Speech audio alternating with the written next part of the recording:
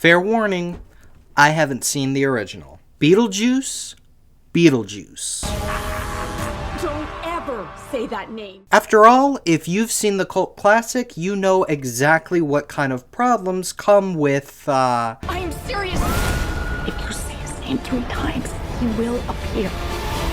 the demon. And now he's back once again, creating as much chaos as he can. And poor Lydia Dietz.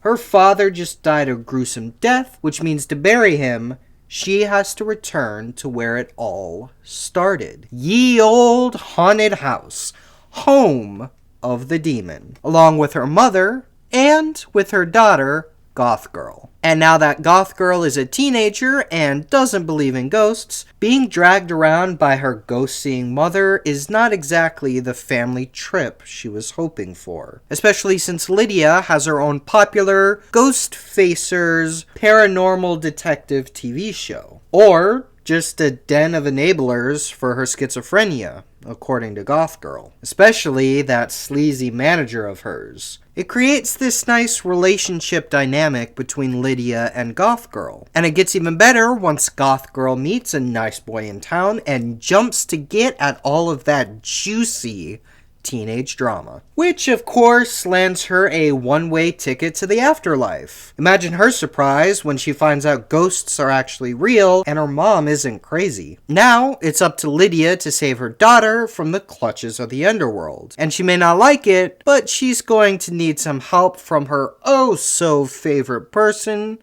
Beetlejuice. Uh-oh.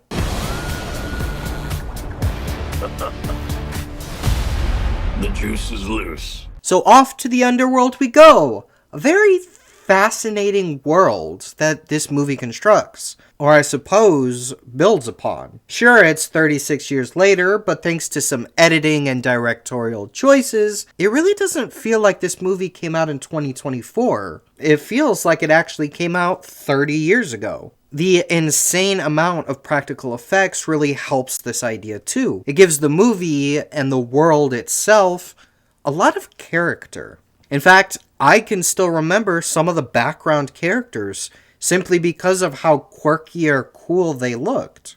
Not to mention Beetlejuice himself, who absolutely steals the show whenever he's on screen. Unfortunately, the story itself doesn't lend itself to this cool, colorful world. Sure, the main plotline is fine, but we have so many subplots that don't add a thing to this movie. It makes the latter half of the movie feel rushed, like they crammed 2 hours worth of material into just an hour and a half, causing many instances where there is a nice loving moment that's over in about 2 seconds. That was supposed to be the really important stuff, guys.